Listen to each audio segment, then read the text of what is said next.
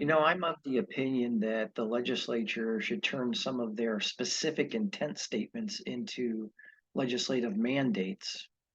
So I always find instances in California statutes where there are statements of intent by the legislature. And in my opinion, these intent statements are of limited value or use. I'd prefer that intent statements be limited, and when used in legislation, they should remain general statements by the legislature. Broad statements of intent are most appropriate, or in my opinion at least. For specific statements of legislative intent, I'd rather see them turned into mandatory or even permissive statutory language. Now, we know in California, we use the word shall to be mandatory and the word may to be permissive. When the legislature has a specific intent statement, why not turn that statement into either a mandatory or specific or permissive one? I found an example from a 2023 California legislative session bill that's pending on the governor's desk.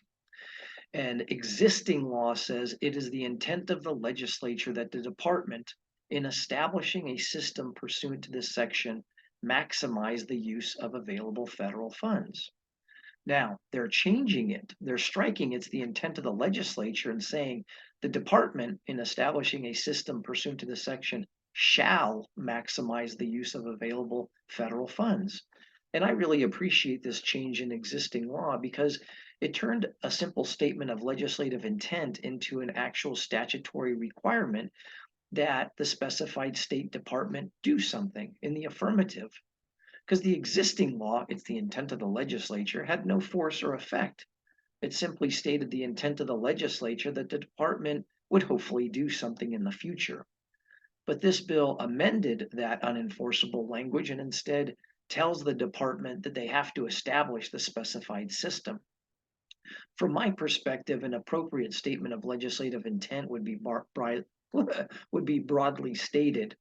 In other words, if you take the example above, you could make it broad and say something like, it's the intent of the legislature that the department pursue all efforts to secure and use the maximum amount of available federal funds in fulfilling its statutory duties.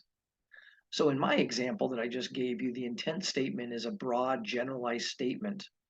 It expresses the hope or the desire by the legislature that the State Department work to secure and utilize the maximum amount of federal funds that are available for the desired purpose. On the other hand, I would use the bill language contained originally that the legislature is now contemplating in lieu of a specific intent statement. In other words, if the legislature intends for a department to use as much money as they can get their hands on of federal funding, then just mandate them to do so.